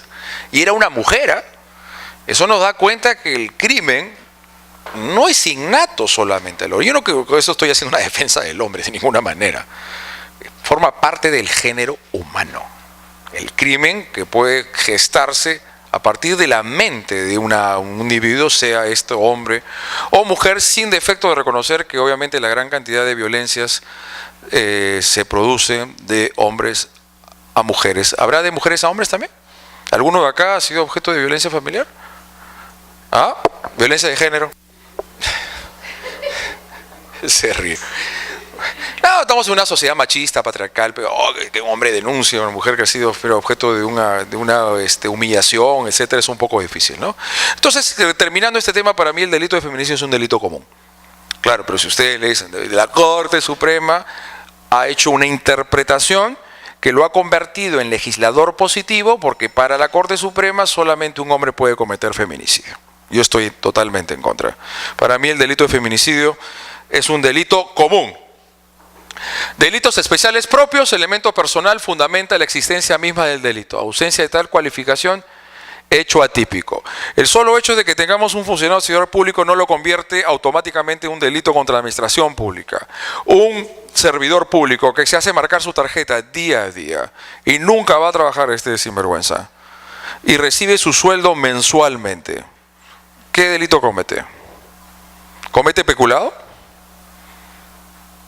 ¿Qué se requiere para ser autor de peculado? ¿Basta ser la condición de un funcionario servidor público? No. Por eso que ya, bueno, de un ámbito un poco técnico, ¿no? La dogmática y también la jurisprudencia se ha encantado por decir que para ser autor de peculado, malversación de fondos y colusión ilegal, se requiere ser un intraneus cualificado. ¿Por quién sería el cualificado en el peculado? ¿Quién es el cualificado? El que tiene la calidad de perceptor, custodio y administrador. Una vez vi una resolución que la secretaria que había finalmente redactado una resolución, autor especulado. Es absurdo. Es un absurdo. Tiene que tener finalmente el funcionario la calidad de custodio, perceptor o administrador. Por eso la idea es construir un concepto de funcionario público a efectos penales, no formal sino material. Y como también lo han dicho las ejecutorias, tiene que haber una relación funcional entre el funcionario y el objeto material del delito. El objeto material del delito en el 387, ¿qué son? Caudales y efectos, que pueden ser también de particulares, ¿eh? A diferencia del 389 de malversación, que los fondos tienen que ser necesariamente públicos. Necesariamente públicos. Entonces requerimos finalmente un intraneo cualificado para poder ser autor de algunos de estos delitos. Peculado culposo es una figura sui generis, la sustracción del bien por parte del extraneos o un intraneos no cualificado. ¿Quién es el extraneos? El particular. ¿Y quién es el intraneos no cualificado? El funcionario que no tiene la calidad de perceptor, custodio, administrador. Ese funcionario aprovecha de que el otro ya se fue temprano a su casa y dejó sin ningún tipo de seguridad donde estaba dejando el dinero. Él era el perceptor de una administración municipal y el otro empleado público ingresa a la oficina del perceptor y se lleve toda la guita, toda la plata. Ese otro es funcionario, es servidor público, pongamos, pero no tiene la calidad ni de perceptor, ni de custodio, ni de administrador. tanto, si no tiene esa cualidad, no va a poder ser autor de peculado. ¿De autor de qué delito es él? De hurto. Y el que no puso los deberes de cuidado, que no puso finalmente las medidas de seguridad, autor de peculado culposo. Vamos a poner un ejemplo. Ese perceptor de una municipalidad, al fin de la semana, tiene que depositar el dinero en las cuentas de la municipalidad en un banco. Se puso de acuerdo con sus amigos del barrio para simular un robo. Hasta le meten tremendo combazo en la cara, un puñetazo, va a la comisaría y denuncia que ha sido objeto de un robo. Luego las indagaciones fiscales y policiales advierten que había habido un acuerdo previo entre el perceptor de la municipalidad con sus amigotes para apropiarse del dinero de los 50.000 soles que tenía que haber depositado en una entidad financiera o bancaria. ¿Qué delito hay ahí? ¿Hay robo, hurto, apropiación ilícita o peculado? Peculado. ¿Quién es el autor? El perceptor. ¿Y sus amigotes? Sus cómplices. ¿Habrá pues si por ahí le dieron su chiquita unas lesiones? Bueno, vayamos a ver, ¿no? Pero ahí no hay robo, porque es una simulación. Se puso en contubernio con sus amigos para hacer aparecer como un robo, cuando ellos habían puesto de acuerdo, habían planificado apropiarse de ese dinero. Pero si realmente hay un robo, si realmente le dieron su chiquita, le pegaron al perceptor, ahí sí, pues habría pues un robo, no especulado, ¿no? ¿Por qué no? ¿Por qué no especulado? Porque los amigos de lo ajeno no tienen ninguna relación funcional con el objeto material del delito. En el caso de este servidor público, entonces, que se hace marcar la tarjeta todos los días por otra persona, nunca va a chambear, y sabemos que la relación laboral significa una contraprestación. Ustedes chambean de 8 a 5 y a cambio reciben un sueldo. ¿Qué delito hay ahí o no hay delito? ¿Hay infracción disciplinaria, peculado o estafa? Estafa. Estás induciendo a error a la administración. ¿Por qué no es peculado?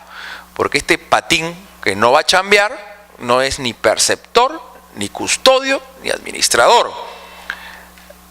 La consecuencia es importante.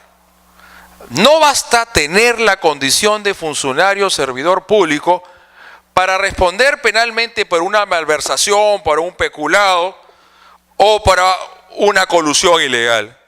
Hay que tener una relación funcional con el objeto material del delito. Si no se tiene eso, se podrá hacer cualquier cosa menos autor de ese delito funcional o funcionarial. Yo lo he llamado delitos de especificidad funcional.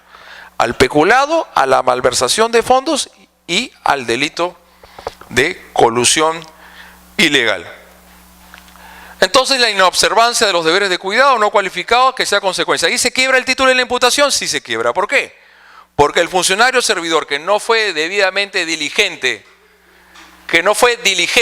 con la observancia de cuidar finalmente el objeto material que se le dieron a su custodia, es autor de peculado. ¿Y la otra persona es autor de qué delito? De hurto. No sé, ¿por qué no pasa? A ver. De hurto. Y ahí se quiebra la unidad en el título de la imputación. ¿Saben qué es verdad ese funcionario que vendría a ser en verdad? Un cómplice culposo de un delito doloso. Medio loco el asunto, ¿no? Porque hemos señalado claramente de que solamente puede haber complicidad dolosa en un delito doloso. No puede haber complicidad culposa en un delito doloso, ni complicidad dolosa en un delito culposo.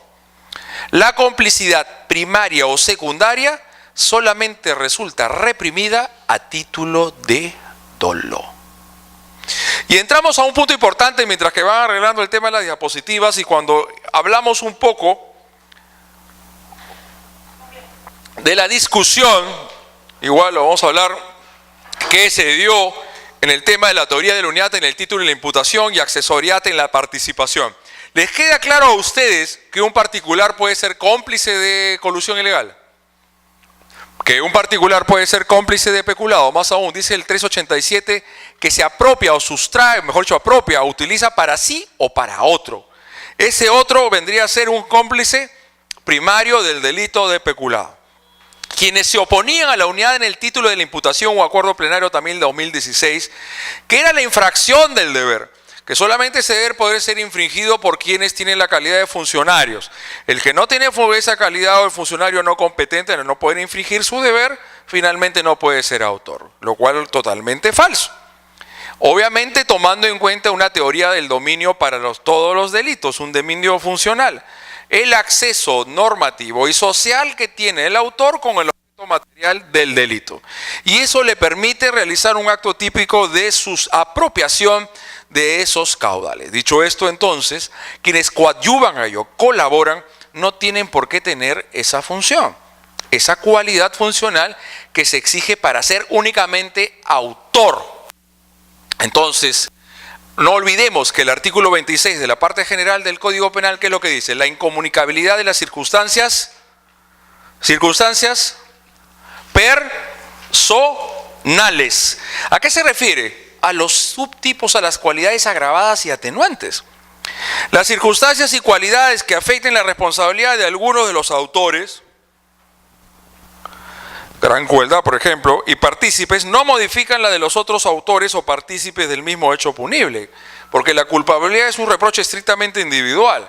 Pero esto no es un tema de culpabilidad, sino es un fundamento del delito, de que tiene el autor el intraneus cualificado con los caudales o efectos. Entonces la casación de Santa y de Ayacucho, que negaban la posibilidad de la participación de los extraneus en los delitos especiales propios, significó, al margen de lo que ya la doctrina y parte de la jurisprudencia señalaba, que sí estaba a favor de la unidad en el título de la imputación, que los particulares podían responder, significó la modificación, bueno, que como tenemos una cultura muy positivista, que algunos jueces y fiscales necesitan y abogados que le pongan todo a la letra de la ley, significó la modificación del artículo 25 de la parte general del Código Penal por el decreto legislativo 1351 de enero del 2017 y señala lo siguiente, tercer párrafo. El cómplice siempre responde en referencia al hecho punible cometido por el autor. ¿Qué teoría está cogiendo? ¿La unidad o la ruptura? La unidad. Aunque los elementos especiales que fundamentan la penalidad del tipo legal no concurran en él. Esa era la inferencia que hablé con ustedes. Que el hecho de ser pariente para el caso del parricidio o la madre en el infanticidio tiene que ver solamente con el autor, no con el partícipe. Pero cuestión importante a decir es en el tema de la pena. Eso sí es importante. Porque según los artículos 25 y 24, el instigador y el cómplice primario reciben la misma pena que el autor. Pero eso es la pena legal. El proceso es de la determinación e individualización de la pena. Dicho esto con un ejemplo. Obviamente en este caso, acá creo que teníamos a Ricardo que le presta el arma a Luis y este mata a Alex. Obviamente que a Ricardo no le voy a poner la misma pena. De ninguna manera. En el caso de colusión ilegal, yo soy el fiscal y voy a acusar por ese delito a los miembros del comité de selección. Tengo que solicitar una pena más grave que los representantes de las personas jurídicas. Definitivamente eso tiene que ser así. En el caso de la instigación, el que apretó el gatillo y mató a su víctima, el sicario, tiene que recibir una pena más grave que el que lo contrató. Porque ahí tiene que manejarse un margen de principio de proporcionalidad por el hecho. ¿Y cuál otro principio? De culpabilidad. Entonces no olvidemos eso, porque el artículo 24 y 25 se habla de la pena legal, pero la pena no se concreta solamente legalmente, sino un proceso de individualización. Y ese proceso de individualización tiene que tomar en cuenta el principio de proporcionalidad por el hecho, los fines preventivos de la pena y el principio de culpabilidad. Por favor, no lo vayan a olvidar. Bueno, está lo que se llama la infracción del deber. No queremos entrar mucho en el discurso propiamente teórico. Especiales propios, decimos que la infracción del deber no resulta suficiente, se requiere acreditar el sujeto público cumpla con los elementos constitutivos del tipo.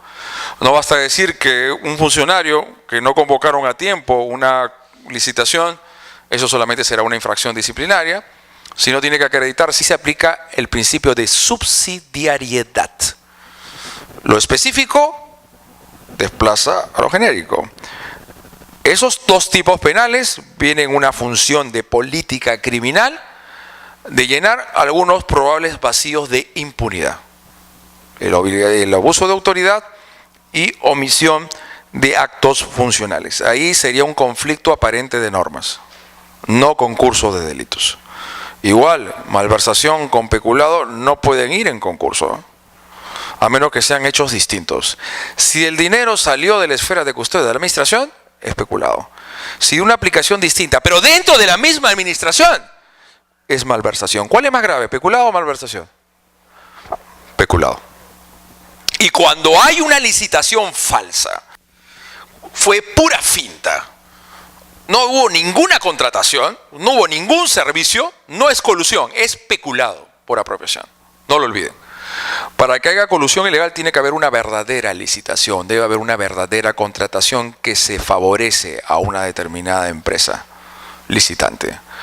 Cuando es una adjudicación fantasma, cuando nunca se realizó un servicio que se pagó a alguien, es peculado, no colusión ilegal. Fíjese cómo he visto que así como tal vez abogados no muy diligentes, igual la fiscalía, el tema de la imputación, ¿no? Y el tema del iura novia et curia. Iura novia et curia es la aplicación del derecho ante vacíos y deficiencias de la ley. Pero, ojo, yo como juez o tribunal, para poder proceder a la desvinculación jurídica, tengo que proceder a darle cuenta de ello a las partes. Si yo soy el juez sentenciador, decisorio, y advierto que no era colusión sino peculado, y yo en mi sentencia cambio la tipificación sin haber corrido traslado a las partes, eso es nulo. Ahí he violado los derechos de defensa y contradicción. Porque si yo como juez advierto que son otro delito, ¿qué tengo que hacer? ¿Ponerme a llorar o matricularlo a una clase al fiscal? No, tengo que correr traslado a la defensa y al fiscal. Oiga, señores, acá no hay colusión ilegal, es peculado. Procedan a ejercer sus derechos de defensa y contradicción. El derecho penal, la calificación es de la fiscalía, pero el juez tiene que cautelar el principio de legalidad. Pero cautelar ese principio de legalidad no puede significar nunca vulnerar los derechos de defensa y contradicción. Dicho esto, entonces, termino. Sin defecto, no sé si quieren hacerme alguna pregunta. Igual puedo dejar también, ¿puedes apuntar mi correo? ¿Alguna consulta y les puedo trasladar algún tipo? A ver, pregúntame.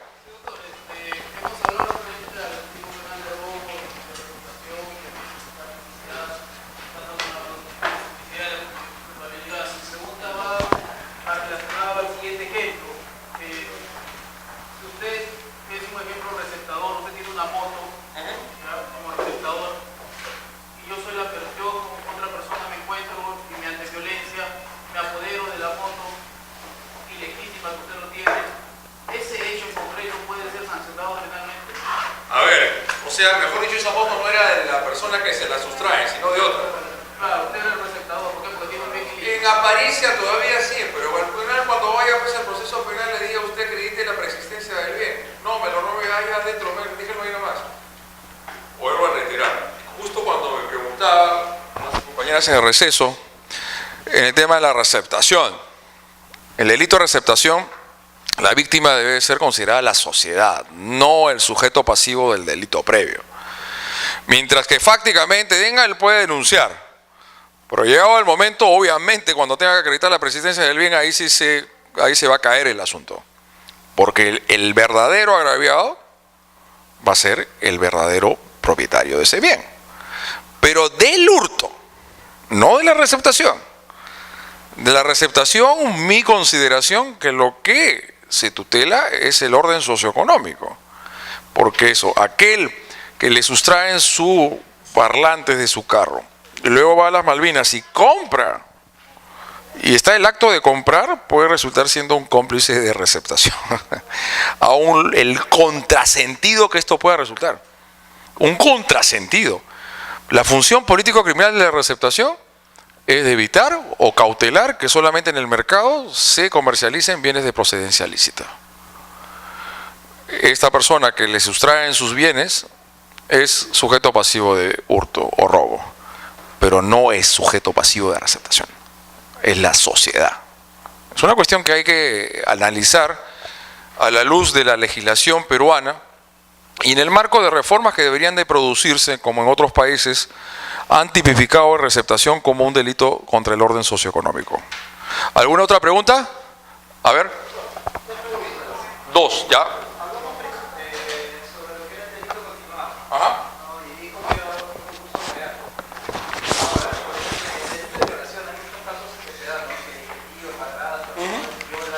Sistemáticamente.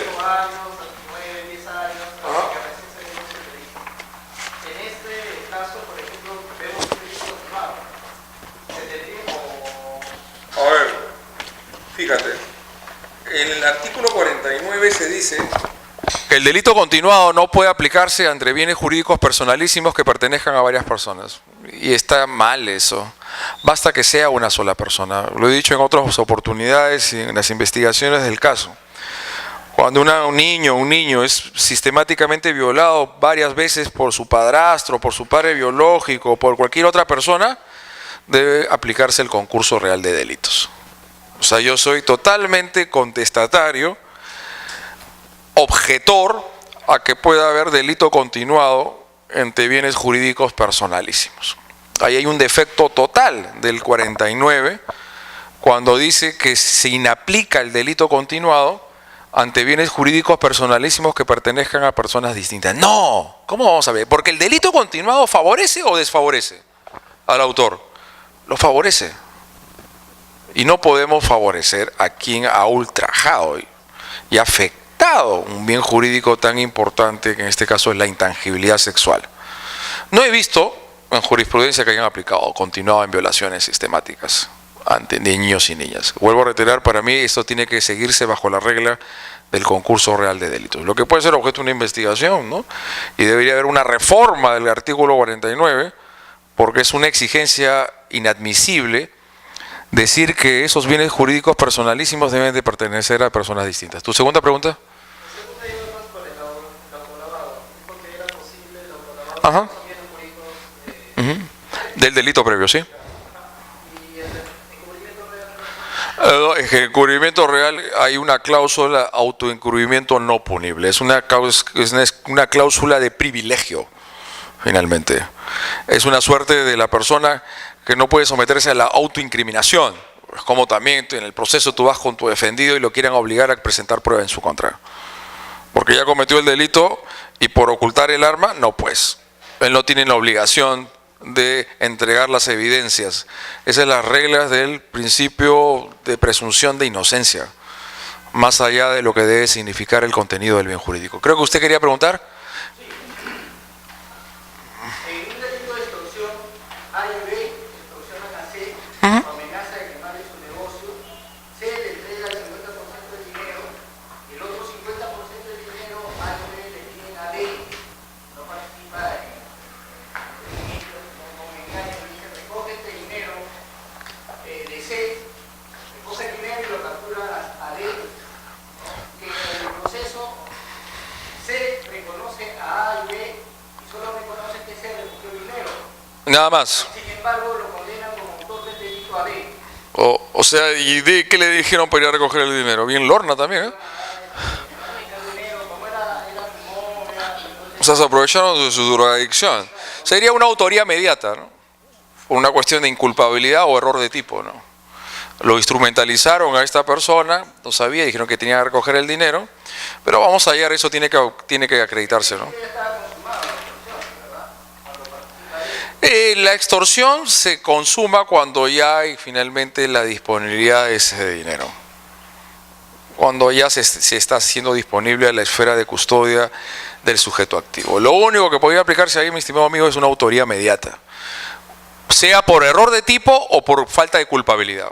Que el estado de drogadicción le incapacitaba poder conducirse conforme a un cierto grado de conciencia y razonabilidad, o el error de tipo de que él no sabía finalmente que lo que estaba recogiendo era dinero fruto de una extorsión. Y eso tiene que ir respaldado con ciertos medios de prueba, ¿no?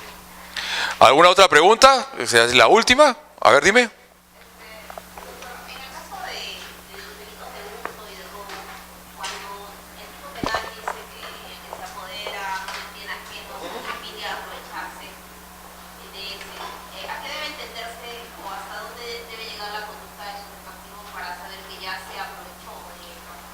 vuelvo a reiterar, la consumación, lo que hizo la Corte Suprema en los primeros precedentes vinculantes, cuando se incorporó el artículo 301-A al Código de Procedimientos Penales, fue fijar justo el precedente de la consumación del hurto y el robo. Y se fijó, hizo uso de la teoría de la disponibilidad, que no se requiere propiamente que se haya disfrutado del bien, sino el sentido es que la gente o los agentes hayan tenido tiempo suficiente para poder obtener provecho del bien. La teoría de la disponibilidad. Esto es, que hayan elementos probatorios que digan que estuvo tiempo oportuno y suficiente los agentes o el agente del delito para poder usufructuar o aprovecharse del bien mueble. Esto es lo que se refiere a la consumación. Si las personas intervienen cuando ya se consumó el delito y reciben el bien, ya serán autores del delito de receptación. Pero ya no responde por el delito de hurto o el delito de robo.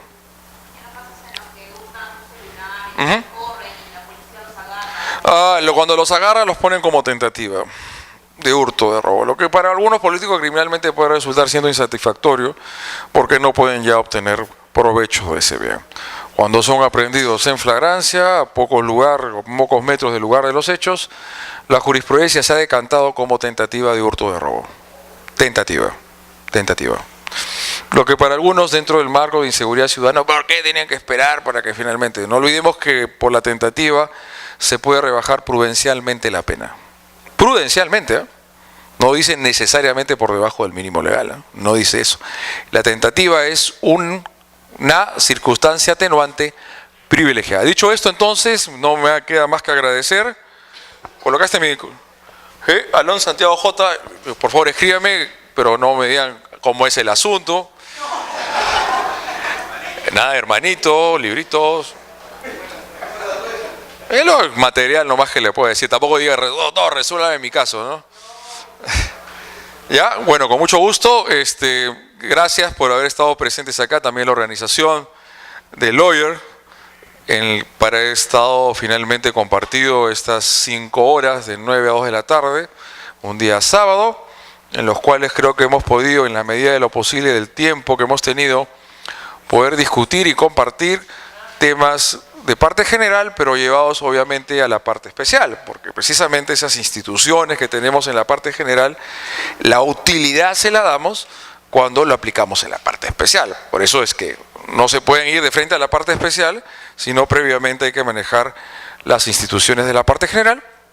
Y obviamente también en un contexto como el que vivimos hoy en día en el Perú, donde las modificaciones, las reformas se producen el día a día. Al día a día. Creo que eso le da una mayor exigencia de todos nosotros de estar actualizados. Muchas gracias.